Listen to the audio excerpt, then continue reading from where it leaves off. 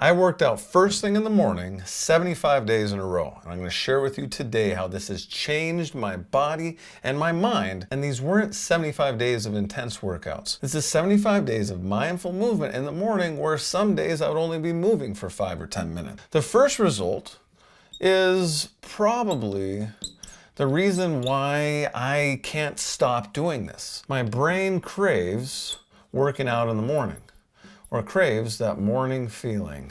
This is what chat told me to call this, that morning feeling. Because I'll tell you this morning, basically what has happened is my brain has made a connection between feeling good after doing a workout in the morning. This is called joyful anticipation.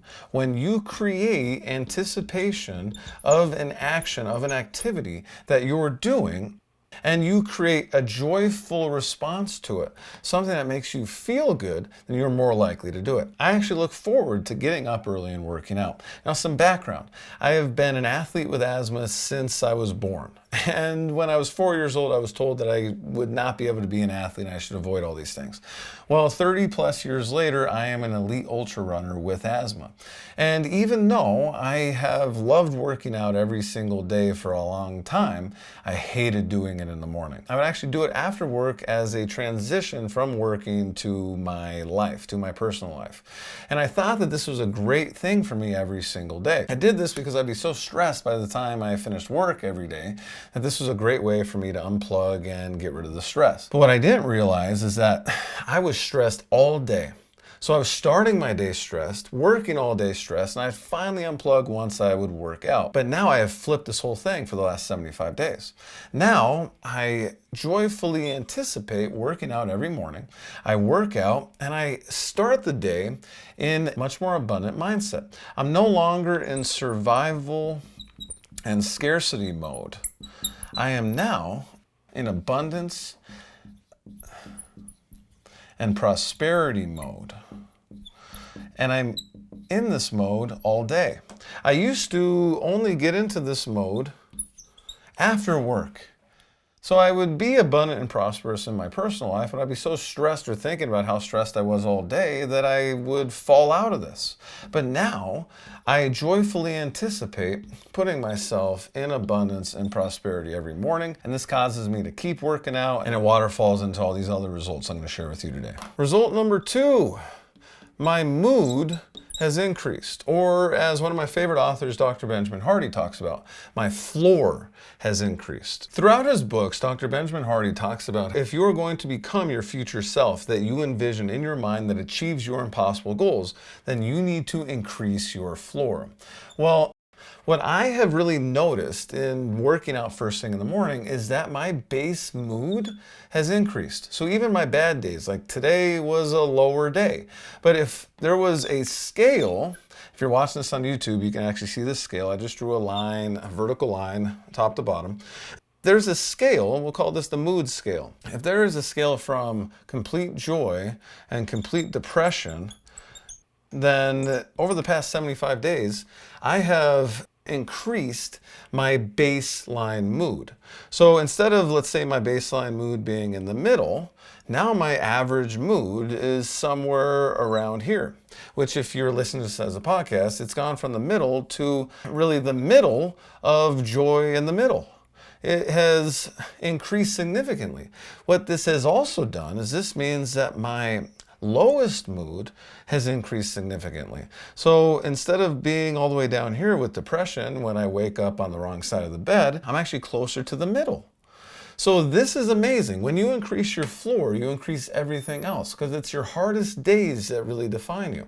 So if you're able to add something to your life, like I have done here, to increase your floor, you probably should. The potential is exponential because this compounds. Did you know that like 90 to 90% of your thoughts are recycled day to day? So when you increase your mood like this on a day-to-day basis, you are increasing your thoughts, increasing your positive thoughts, your joyful thoughts. You're moving higher on this spectrum. You're moving higher on the scale. That's why this result has been so powerful to me with working out 75 days in a row, and why I'm so addicted to it, because the the joyful anticipation for having a higher floor for my mood is so powerful for me in my relationships in my life, for how I show up in my businesses, how I serve you. Everything improves with the floor of my mood improving. Result number 3, my productivity has increased. This morning's another great example. I woke up not wanting to work. I had no desire, actually had no desire to go run or anything, but then I started thinking about the joyful anticipation of how I would feel on the other side of my run. When I did that, I actually went outside and I ran.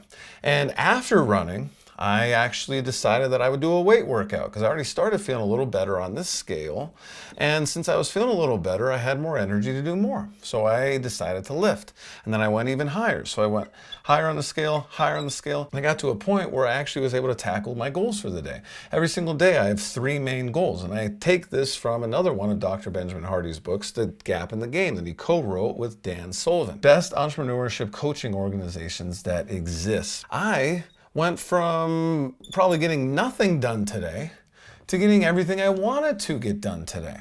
And this started with taking a run. Now, I also, if you've been following me for a while, I have other things that I do in my morning routine, but the basics that really gets everything flowing is my run. If I don't run, then I don't feel like taking a cold shower. When I stack running and then I lifted and then doing a cold shower, I really got things going. And my run wasn't very long this morning. It was like a 20-minute run, which for me isn't that long of a run. I raced 100K Ultras, so a 2-mile run, a 20-minute run isn't really that long. So for you, what can you do that's 5 to 10 minutes to really get yourself going? You may see your productivity increase as well. Because once you start moving, once you get momentum, you get productivity. Result number 4.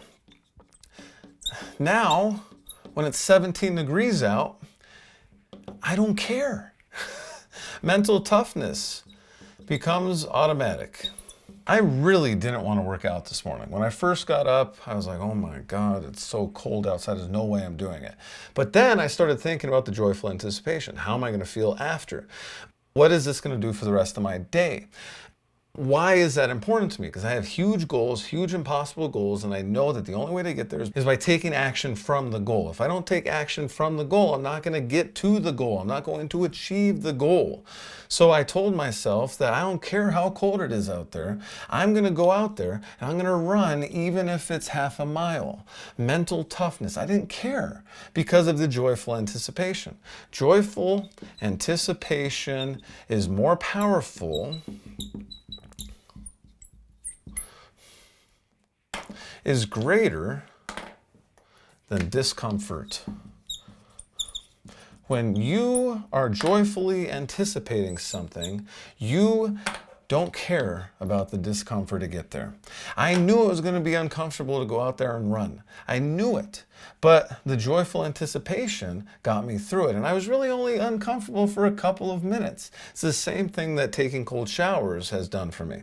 Because I'm only uncomfortable for about 90 seconds and then I feel like I'm on top of the world. Joyful anticipation trumps, thwarts, whatever you want to call it, discomfort. Result 5, this is probably the most important one, is I have more time with family. Why? Because instead of using the time after work to work out, to have this transitionary period that I need to get rid of the stress so I can show up for my family, show up for my friends, I have already done that in the morning. And this energy sets me up to this abundant mindset throughout the day. I get up earlier, I do the thing for myself early so that I can show up and spend time with the people I love later in the day. This has been amazing. Because now instead of going and doing my thing around 4 or 5 o'clock and not being available until 6 or 7 o'clock to spend time with my fiance, spend time with our dog, spend time with my parents, spend time with my friends, I'm available at like 4 o'clock.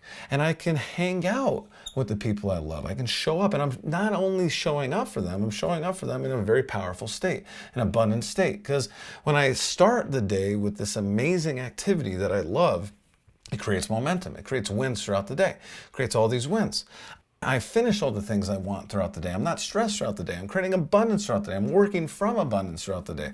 And then I'm entering my personal life in abundance as well. So it's not just more time, it's more quality time with my family, with my friends. Now, if you want to take this to the next level, I have the 3 pillars of healthy living I want to share with my free healthy living guide. It is linked in the description below if you're watching this on YouTube, or in the show notes if you're listening to this as a podcast. You can also go to www.athletewithasthma.com/healthy-living-guide to grab your free copy. The 3 pillars are movement, what we talked about today, tracking, and accountability. When you install all 3 of these into your life, you're taking control of your health, of your wellness. It actually empowered me, these 3 pillars, to lose 40 pounds in 90 days and keep it off and live an exponentially healthier life, win 100K ultra marathons, and to show up here with you today to serve you powerfully. I'll see you in the next episode.